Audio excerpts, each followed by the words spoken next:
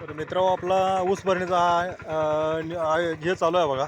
तर याच ठिकाणी आमचे कासारीचे बाळू शिंदे ऊस भरायला आहेत बघा. हे ऊस भरणीचा आता सिंगल हात घेतलेला आहे आणि तणकाड असं बिंबाडचं जरासं आहे शेतामध्ये.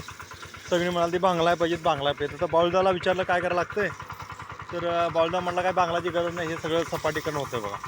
इथं भरपूर मोठं आहे, 4.5 फुटाची तर आता सरी आहे बघा. सरी जर पॉवर टेलरला म्हटले तर 4.5 फुटाची सरी पाहिजे. बाळू शिंदे ऊस भरायचा